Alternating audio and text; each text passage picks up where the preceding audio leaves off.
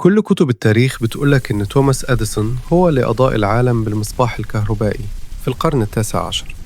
بس لو قلتلك إن ده غلط، ماذا لو كان في حد سبقه بآلاف السنين ورسم المخططات الهندسية دي على جدران المعابد؟ تحت معبد دندرة في صعيد مصر توجد سراديب ضيقة فضلت مقفولة لقرون، ما كانتش مخصوصة للعامة بل للكهنة بس. في الغرف المظلمة دي تم إخفاء السر الأعظم، نقوش حيرت علماء الآثار لحد النهاردة.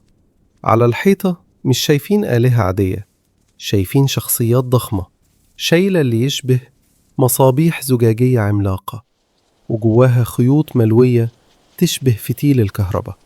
هل ده مجرد رمز ديني ولا رسم توضيحي لجهاز حقيقي؟ الأمر ما بيقفش هنا.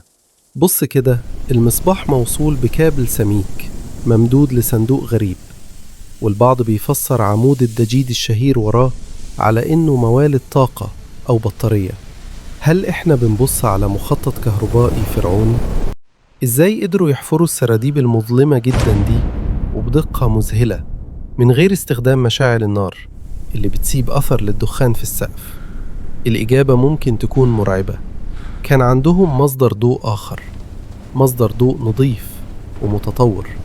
علماء الآثار بيقولوا إنها مجرد رموز دينية لولادة الإله حورس من زهرة اللوتس.